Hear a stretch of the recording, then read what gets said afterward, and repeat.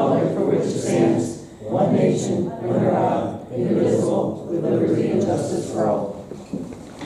Roll call. Supervisor Barron. Councilman Barber. Here. Councilman Carter. Here. Councilwoman Boyer. Here. Councilman Zalowski. Here.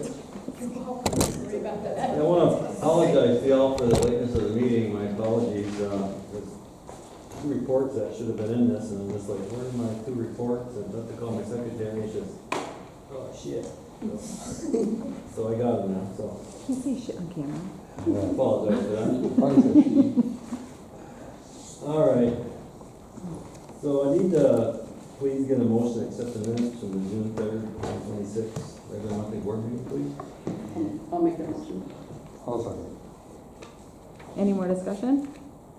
All in favor? Aye. Any opposed? All right, so you do have your, in front of you, there's supervisory's monthly report. Get rid of that one. And I do need to insert the bills, so you do have in front of you the bills for the month. I'll go through them. I'll do Bill second. Oh, I should have put it in here. Okay, I do that. Okay. Next time, switch it up. That's all. No, I meant him. So we do have people addressing the board tonight. So we have Danita McIntosh, who's the new head mayor of the village of Dannemora. She asked to come in tonight and address the board and introduce herself, and you can put a name with a face. So Okay, you ready for me? yes, right there, All right. front and center. Right to a podium, this Right is in front of something. her. Yeah. This is something, this is a nice setup. It's a lot of fun. I've never been up here before, but, well, thank you for having me. I appreciate that. So last night we had a village board meeting, and with that, the board itself graciously confirmed and voted me in as the interim mayor. Of course, I have to run for election next March, but it's finishing the term for Mayor Sean Aiken. We wish him well. He was moving out of state and to the Carolinas, and we wish them well and wish him well in his endeavors. But I also brought some folks with me. I have the deputy mayor that was confirmed last night as well. That's Michael Bennett. Congratulations, Mike. And also I brought the village clerk, Megan Spellman, with me. So the village of Dannemora is represented here tonight. But so like I said, I appreciate the forum and just understanding and knowing a little bit about who I am and what I am. I see a lot of familiar faces. Hi, Jim. And Jason and everyone else. But the bottom line is I was the superintendent at Clinton Correctional Facility, and I retired about 2.5 years ago. And with that in mind, my significant other, Bob Sweeney, we did some traveling, and all of a sudden I got asked to participate in the village politics, and decided that I would take a shot at being a trustee. And so with that, it's just kind of morphed and evolved. We still continue to travel. We're still trying to balance all of that. And again, retirement's been kind. I've got 5 grandchildren. I'm a normal person just like everybody else. So decided to take on this role, and we're going to see what we can do. And I thought it was very important to come and speak with the town of Dannemora first, because we have such a close working relationship, and we should. We share services with EMS. We share, you've got your boarders come into the village on both ends of town, and just felt it was important to put a name and a face with the new person that's running the village for the time being. So, again, I have a cell phone. Anybody can reach out and contact me, either personally or through the village office. I certainly will make appointments and talk to people, but I got to tell you, I'm still trying to get my feet underneath me. There's a lot to learn. My experience in running the correctional facility is not going unutilized, transitioning to the village, because the things that I needed to manage and understand and operate at the correctional facility are spilling right over into village operations. So it's not a huge leap. Although there are a lot of things, but I've got a lot of folks surrounding me that are, working away with me to give you the history, and making sure that, I have an understanding of things that are relevant to the village. But I will tell you one thing that I believed in as a superintendent, and I believe in as the leader moving forward with this village. I believe in teamwork. I build teams. I put people together and hopefully try to extract the best out of what they can do, appreciate and respect the reference and the expertise that they have. And in doing so, am I perfect? No. Will I ever be? No. Am I gonna make mistakes? Do I step on landmines? Yeah.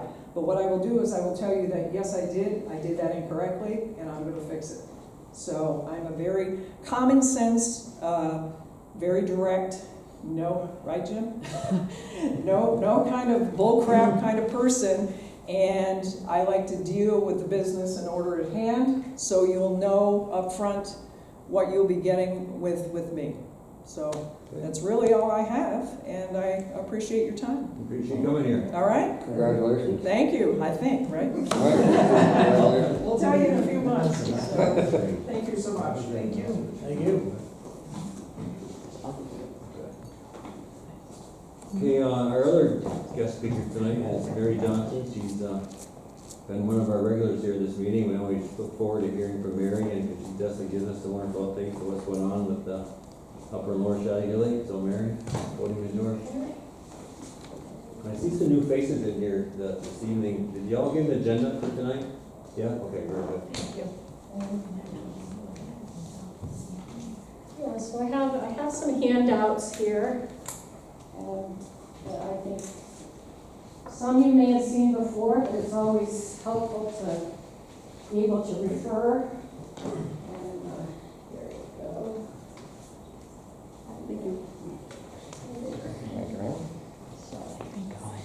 And there's some extras here if people want to see them.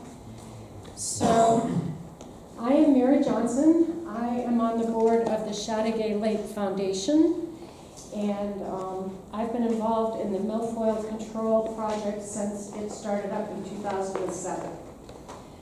There's also a Chattagay Lakes Association on Chattagay Lake that is an older association started in the 1960s, more of a shore owners association, recreation, water quality testing, different projects over the years. But the reason we started the foundation in 2007 is that the association did not feel it wanted to take on the milfoil control work. There was a lot of uncertainty about what it would involve. Some people didn't believe that it was worth the effort, and we knew it was going to be a major effort, especially on the fundraising side. So, and the Lakes Association was not a 501c3, so it couldn't take advantage of encouraging people to make charitable donations or go for grants. So we started the foundation to specifically tackle the milfoil project, but also other environmental concerns. So this is the 18th year since we started. And you'll see a little history in this brochure of how we arrived at the decision to, a couple of years ago, to use herbicide, Procelicor, which was a new herbicide that was approved for use by the EPA in 2018 and then New York State in 2019 and by the Adirondack Park Agency in 2020 for a project in Minerva, which is a small lake, about 80 acres. So this herbicide is considered a low-risk herbicide. It has very reduced toxicity. It works as a plant hormone. So it causes plants to grow very rapidly, so rapidly that they collapse and die. And because it's a plant hormone, animals really don't have receptors for it. So that's why it doesn't affect mammals, humans, birds, fish. There's some concern, well, maybe it affects the invertebrates in the sediment, but it really has not been found to be chronically toxic to invertebrates in the sediment either. So after we looked into it, we realized that we wanted to go for it. And so it involved going for an APA permit, and the APA permit is quite involved. They want to know you to have a survey of all the aquatic plants in the area that you plan to treat, not just the Eurasian milfoil. We've been used to going out to survey for the Eurasian milfoil, but we needed a comprehensive plant survey, and we decided to do it for the whole lake, which is 3 parts of the whole lake at 12 miles long, about 3,300 acres all told. So that was an initial expense, and we went out for one company to do the survey work, and they found 57 aquatic plant species in the lake system. So very diverse, very rich. Eurasian milfoil was the 3rd most common plant that they encountered. So it was found in 38% of the sites they sampled, and they sampled over 1,000. Every acre, they drew a sample of the plants. So, and that was no surprise for us. So even though we've been treating since 2008, not treating with Procelicor, but we had been controlling with hand harvesting. We used dive teams to remove the plant. We did try DASH, we tried Aqualogic, who had also done work on Chazy Lake. DASH is where the divers go down, but they feed the plant into a suction hose, so there's some little efficiency that can be achieved, but it's mostly if you're working in a very dense bed, because they station the equipment and the divers work off the equipment, so they don't have quite the diving flexibility of a dive team that's working from a hookah rig. So for our purposes, we found the dive team being able to move around was a little bit more efficient, so that's what we had relied on. But we could never treat all of the beds in the lake. We could only treat the high priority beds. So around the boat launch, south to the sandbar, in the south inlet, a big bed, an inlet to the lower lake. So all we could do was like 4 priority sites. And where we could have the hand harvesting done, it worked okay, but it kept spreading everywhere else. So what we saw Procelicor was a chance to really attack it on a much larger scale and hopefully prevent it from continuing to spread. So we went ahead, we got the survey done, we had an applicator and a lake management consultant look at the survey results, identify the beds and say, okay, this is a treatment plan. These are the beds that you could, identify, and this is the order of treatment priority. So you'll see that in this little brochure. It talks about why we came to that decision, and it shows a map.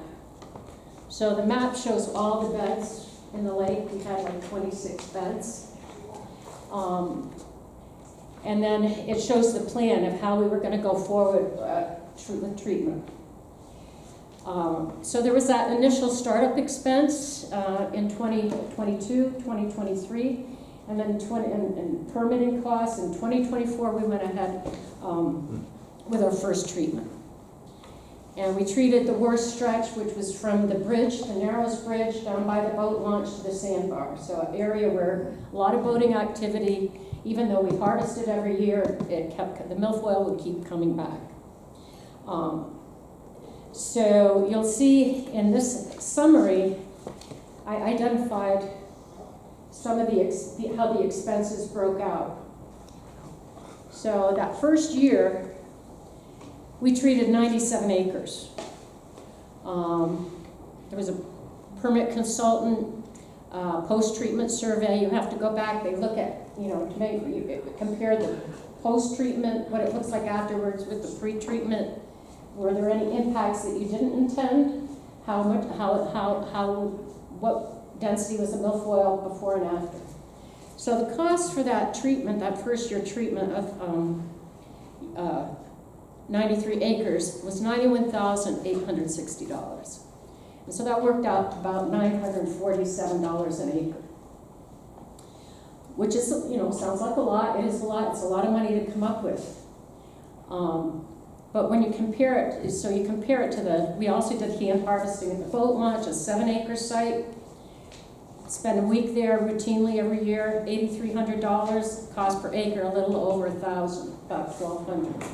So excluding the startup costs, the treatment costs were very comparable, slightly better to treat with a Procelicor. When we went back after the treatment, we did not find any Eurasian milfoil in the treated area, and even extending further down the Narrows. So the next year we were ready to proceed with our plan last year, but for some reason there had been a big milfoil dieback, and not just in the treated area, but in the areas that we were planning to treat. Now, we're not sure why it was a bad year for milfoil. There was a lot, after the flooding in 2023, there was a lot of silt that kind of covered plants, and then there was high water, cold springs, and we think it may have dampened the growth. So we did not treat with Procelicor last year. We just did some maintenance working and harvesting. So this year, the survey, and part of the problem is the milfoil comes up late in our lakes up here. Chazy Lake, Chateauguay Lake, we're very northerly lakes compared to a lot of the areas. So it's a requirement of the DEC that you have to treat by June 30th because they want to minimize the impacts on other plants. So by June 30th, you know, the water is only like 65, 66 degrees. And even this year is very cold in late spring. So we weren't sure. We had gone out in the fall and we saw some of the beds in the upper lake we planned to treat did have evidence of milfoil. 2 did, 2 didn't. 2 had very little. So they went out last week before last to survey, and they did confirm density of milfoil in the South Inlet, which is a big bed. It's 120 acres. It's at the head of the lake. It's a source bed for the rest of the lake because the currents carry it down. And it's also a popular place people go and fish. And so the milfoil gets carried both by the boats and by the currents. So we weren't sure we'd be able to tackle that bed. But when we got the approval from the DEC, because it's state preserve, forest preserve, we had to have a work plan. We weren't sure they would give it to us, but they did. And it was good for 5 years. So last year they approved it. It was good for this year too. APA had approved us last year for 2 years. So this year we went out and treated. We treated 2 beds. We treated the South Inlet bed, which is the big white.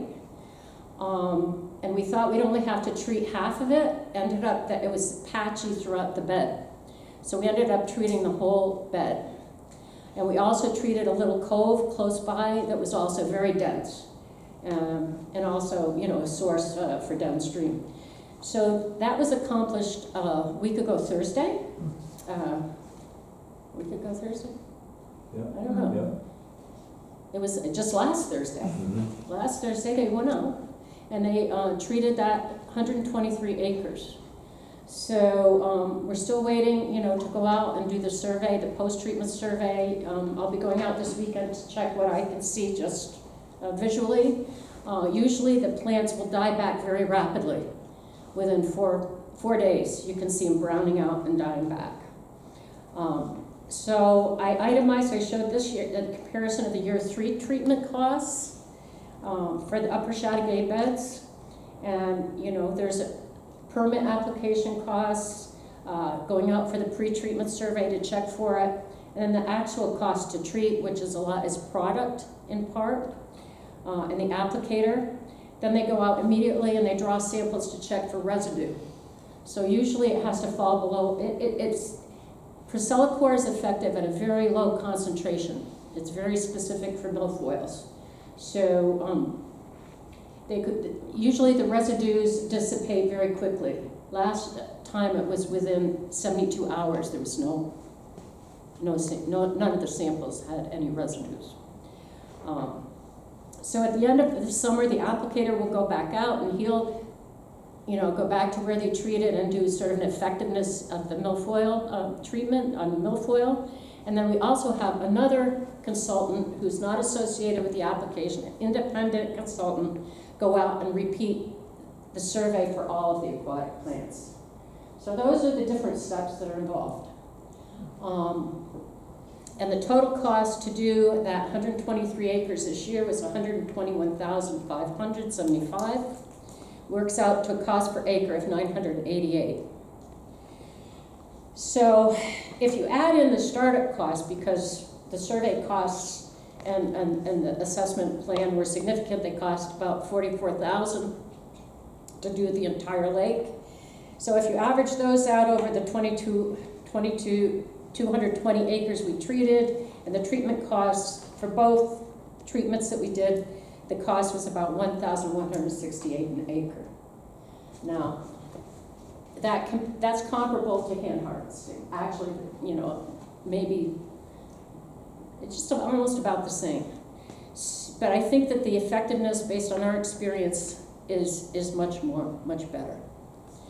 So we're going to have to go out, if we continue with this treatment, we're going to have to do another survey. We'll do a survey probably of the area, just the area we plan to treat. We're looking at the Lower Lake Inlet next. So the surveys that the APA requires need to be redone every 2 years. So you could either go out for a whole lake survey like we did the first time, so we got the big picture, or you can go out and just do, well, we think, you know, we see milfoil in this area and we're going to treat this area, and then the survey costs are going to be, you know, lower as a result. So I wanted to share that with you. I know you've all been tracking it very closely and interested in it. I think, you know, there's, people are very wondering, well, how do you raise that much money? The next question, Mary. So the third little handout that I put together, and I post this on our website also. And it shows overall in the 17 years that actually 18, we've been raising money, how much money we raised from what source. And then the second page, which I think I don't know if anybody can read it, it's pretty tiny. I think I've met the limit of how much I can fit on one page. But it gives a year-by-year rundown and a little bit more detailed breakout of how we raise the money, from what sources, and how we spend it. So I thought when we started that there would be grants available to do this. And I have to say that we only got one grant from the state. So we've raised over $1 million so far. We got a $20,000 startup grant through Betty Little's office. That is all the help we have gotten from the state. The state approach to invasive species, aquatic invasive species, is they're looking for projects that are new and small, because they feel that's how the state will get the most bang for its buck. So if you have a large established infestation, like we did, like Shadesy Lake does, you will not earn those points. So your application for grant is not going to be that competitive. And this is a problem. I mean, the state really needs to get on board. Yeah. If they think these lakes are important, if they think the Adirondacks are important, they need to do more to support this work. They've gotten better. They have money now for the boat launches. We used to try to have volunteers check the boats. Now we have stewards, so that's important. And Shadesy Lake has stewards also. So prevention, spread prevention, that is their big deal. And if you don't stop it, if it's a small infestation, you can qualify for money. But otherwise, the one good thing if you're in the Champlain Basin, Lake Champlain Basin, they have a program that will give small grants for groups to actually manage it, not just prevent it, but to actually control it. So Shadesy Lake has qualified for that help. They're small, 15,000, but every, 15,000 used to cover a couple of weeks of hand harvesting. Now costs have gone up, and there are few firms that do the hand harvesting. It's very hard to get workers. Yeah. So that's it. So that's why it's been so important to have the town's support. And this, you'll see the towns over the 3 towns that share jurisdiction over Chateauguay Lake have in total contributed almost $160,000. So that's very important for us, and especially if it's consistent from year to year. We've primarily gone out with mailings to our shore owners to raise money. So we've raised over $700,000 in donations from shore owners, about 2/3 of what we've raised. We go out with a mailing at the end of the year and we ask for donations. We have about 600 parcels on the lake, and usually about 1/5 of the people will contribute in any one year, maybe 120, 125. Over the years, we've had almost half the shore owners contribute through the mailings. So there is support there, but it's just, you know, there's some people that give every year, and there's some people that are never gonna give. The other way we raise money, we have a raffle. We used to sell tickets at the Hollywood and around, and then a couple of years ago, we got a better idea that we'd mail out raffle tickets to people, 5 tickets, $10 a pop, and we have our summer raffle. So, and we do a drawing at a dinner or ice cream social. So that's raised $90,000 over the years.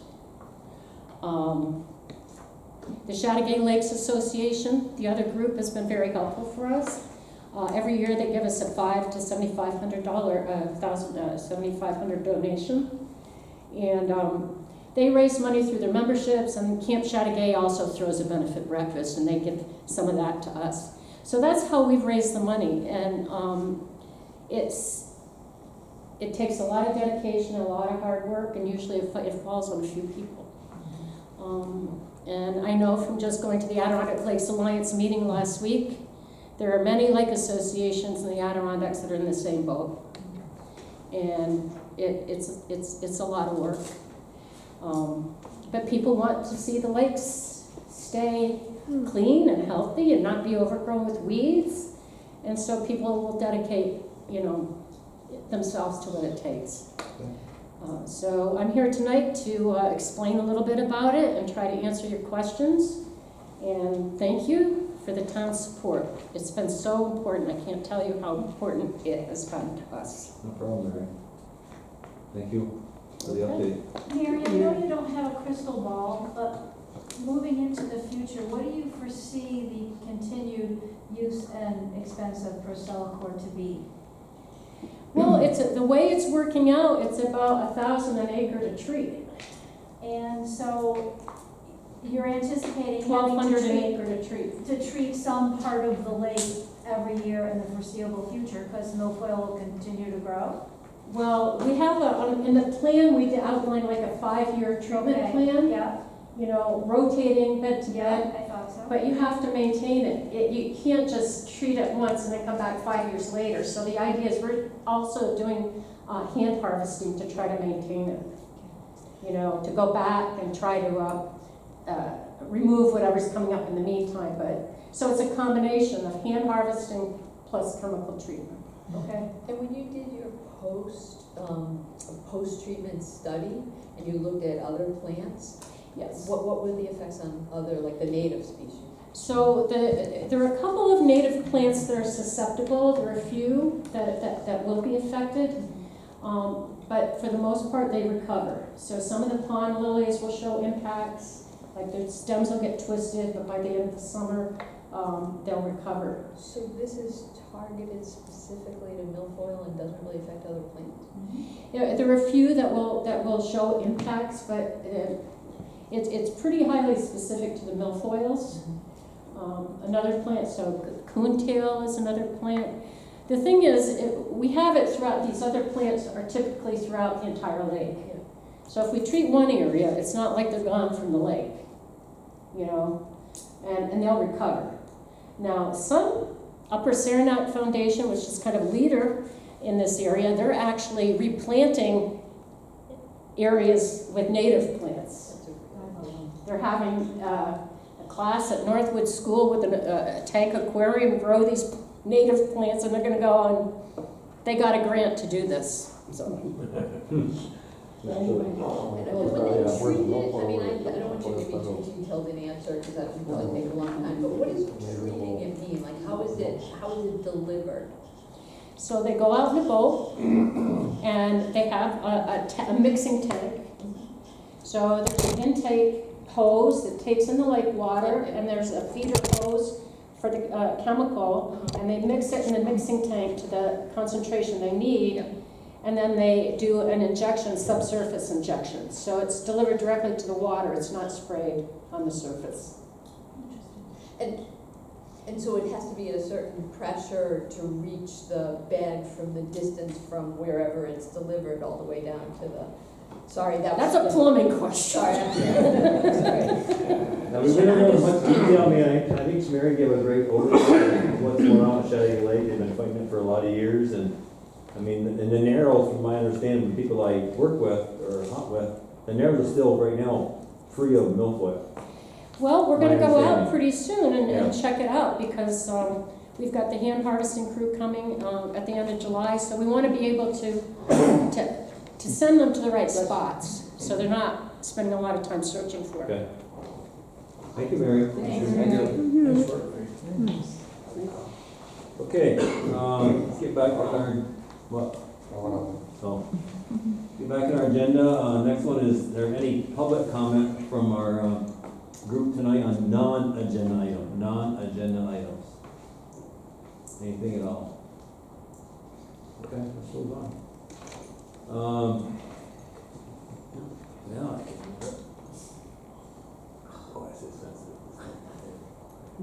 Okay, so I do have quite a few resolutions tonight. I do have one extra to add, it came in late today.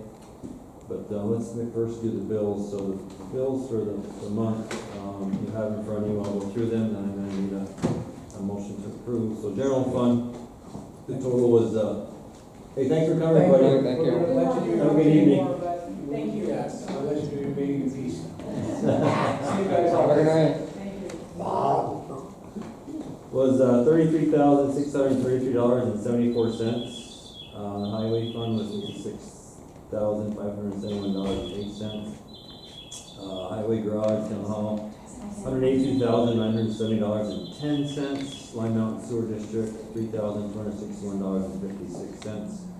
Dannemore Sewer District number 2 is $210.95. Line Mountain Water District, $730.52. Dannemore Water District number 2 is $25, and the Ledger's Corner Water District is $615.46, which gives me a grand total tonight of $278,020.71. Can I please get a motion to? I'm gonna make a motion to pay the June 2026 bills as written for $278,020.71. Second that. Any more discussion? Roll call, Jim? Yes. Jason? Yes. Deb? Yep. Mike? Yes. Joey? Alright, let me get this. I'm gonna do the one that, I'll get at the end, I guess. But I do, before I get more resolutions, one thing I did want to tell you, you have the code enforcement officer and the dog control report, also in your packets, just to let y'all know. The next one we need to discuss is, the resolution to authorize the grant application for the New York State Department of State 2026 Smart Growth Comprehensive Plan grant. This is the one that we've partnered with MJ Engineering.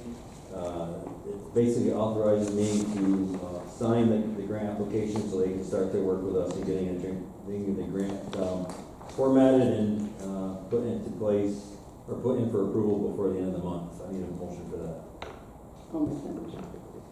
Second that. Any more discussion? All in favor? Aye. Any opposed? Right, number C, resolution authorize 2026 Town Dannemore contract with Chateau Lake Foundation for the aquatic plant control in the amount of $10,000. I'll second it. Any more discussion? Roll call, Jim? Yes. Jason? Yes. Deb? Yep. Mike? Yes. Joey? Absolutely. Okay, so, in your packet, I know I have it down further, but in your packet, you have the northern shoring, what it's gonna cost for 2026, 2027.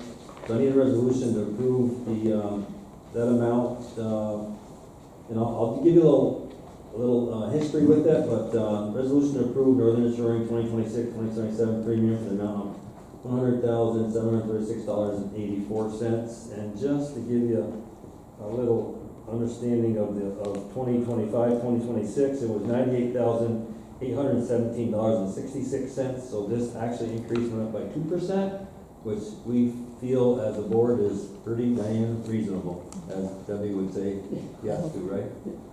So I just need that motion to we get that coverage. I'll make the motion for northern insuring for $100,736.84. Second that. Any more discussion? Roll call, Jim? Yes. Jason? Yes. Deb? Yep. Mike? Yes. Joey? Yes. So one other point in the Northern Shoring, and I actually highlighted in each one of your documents, is you're gonna see a line item that says, property in open.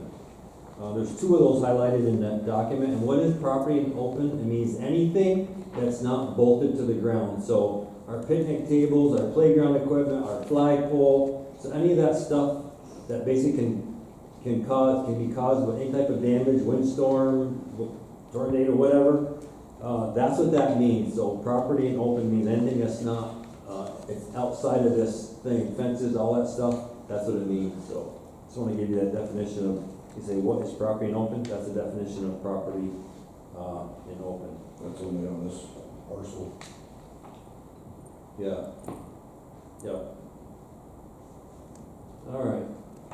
Next one, resolution to approve the Mosquito Bandit 2026 spraying contract for the amount of $1,630. And let me give you a little part B to that. This is a learning event for Brooke. Contract was $1,630, but since he sent it in by automatic email or over the airway, they charged us a very hefty fee for that process that made the grand total being $1,677.57. Yeah, that was the fee for doing it online instead of sending a check. So they really hit us hard. So if you listen to the contract, it was $1,630, but overall the cost for that with the check, the online check was, or online card was $1,677.57. So That's a lesson learned. lesson learned. Mhm. Yes, it is, for sure. So since there's a fee associated with that, contract, I need the amount of $1,677.57 approved for tonight. I'll make that motion. I'll second Any more discussion? Roll call, Jim. Yes. Jason. it. Yes. Deb. Yes. Mike. Yes. Joey. Yes. All right, the last one is resolution to approve, so we have a new assessor. Those of you that may not know, is Trevor Finley is actually retiring from being an assessor. He has decided to take on being a full-time pastor. So Trevor's moving on, and our new assessor has been identified as Tammy Tremblay. And so I need a motion to appoint Tammy Tremblay as the new town Dannemora assessor. When will she be licensed? She's already. He's already She listed. works for the county. Okay, because in that memo you sent, she was still working on her. But I think that's either there or it's in the process of being certified. Yeah, she's certified. And she was in today all day working with Trevor, pretty sharp lady, and has really a good background of in that type of real estate mind. So I think she's gonna be a good addition to the team. Friendly, easy to get along with, so. I'm gonna make a motion to approve Tammy Tremblay, the new town of Dannemora assessor. Second that. Any more discussion? All in favor? Aye. Any opposed? Okay, let's, old business. Oh, Oh, you wait, have a I do have resolution. one more, hang on, one more. You have a resolution.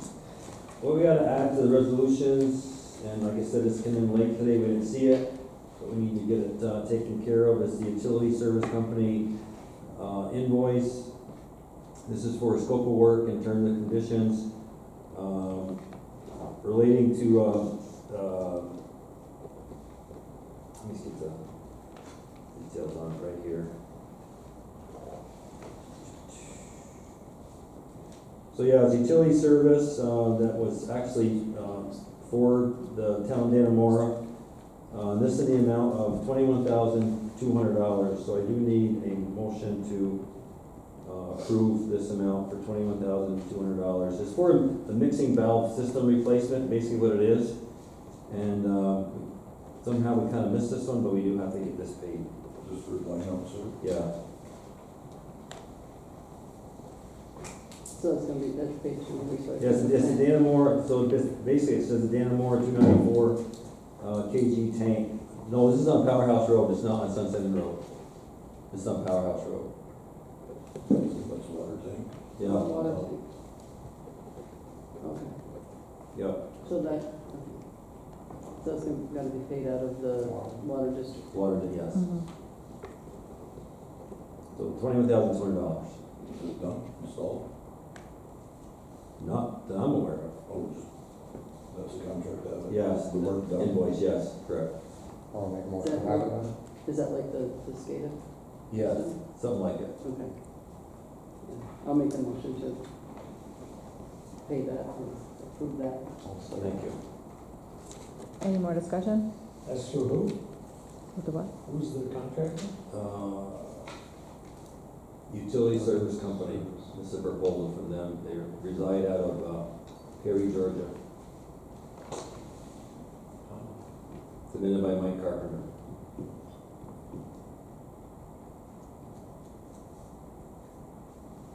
Any more discussion?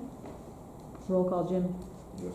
Jason, Yes. Deb, Yes. Mike, Yes. Joey. Yep. Okay, old business, Lime Mountain wastewater treatment plant project update. This is a good news story. I just found this out today.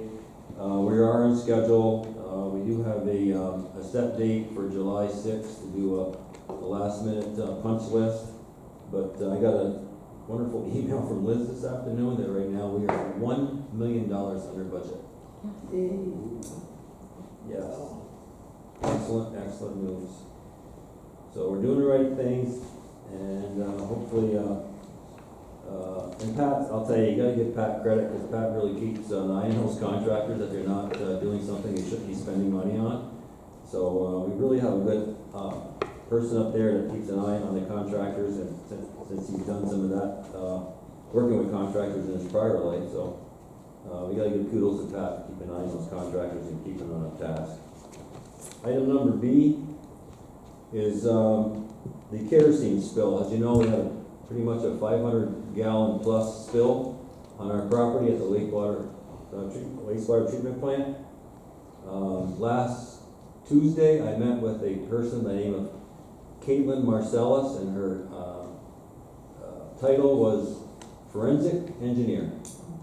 And she came in, and we spent about 2 hours mapping out all the issues relating to the spill. She spent a considerable amount of time with Pat. Then she went on a conference call with Adam Lucas pertaining to the spill. Basically, she's on our side. She's going to do all she can to persuade J.W. Danforth and the new owners, EMCOR, that this spill had nothing to do with the wastewater treatment plant. It was all contractor associated, and so we're still fighting that battle. But like I said, now it's totally in our insurance company's hands, and our and the attorneys that represent our insurance company's hands. So I think we're on a good track, we're on a good path. She feels comfortable where we're at with our next steps, and we just got to see just how much pressure is going to be put on the Danforth EMCOR company to pretty much back off and just pay the bill. The bill's $121,400 some odd dollars. It's basically pennies to a company that size. So, any update on that? Town of Dannemora Food Waste Reduction Plan. We had speakers here last month regarding the next steps. The town has decided to take the next steps in that food waste reduction plan. So what the next step is, we got to survey the community. So I do have some handouts here that are given me today. We can make extra copies if we can. We really got to see just if the community is going to stand behind the food waste program, and if we do have those positive results, then the next step is to get with the company and they'll decide where we're going to put the compost containers for drop off. So, but we do have to survey the community. We don't want 4 or 5 people and right. So I do have. If you want to take one of these with you, just leave me one copy so I can print more off. But we do need to survey the community. Town of Dannemora Comprehensive Plan. We are providing all necessary documentation to MJ Engineering regarding what they need to finalize the grant. We contracted with them to write the grant, turn in the grant, and so far we're on track with all documentation that's needed for the grant. And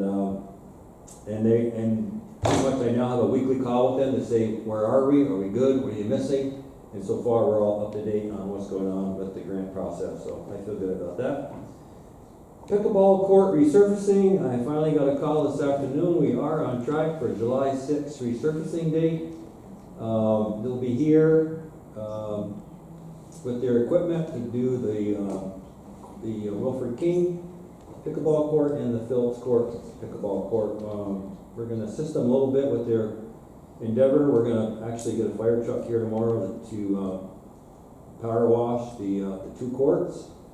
And then all they need from us is, to help with some of the expense, is they just need some water to do their mixing. So we're gonna throw in that 300-gallon water tank we have in the back of the white dump truck, and we'll have that for them to do their mixing. So it makes it easier for them instead of lugging water from point A to point B. So we're on track for that. Again, the Chateau Lake Priscilla treatment outline. What I have in your packet is from Dave Kemp, who's the new Mary Johnson, basically.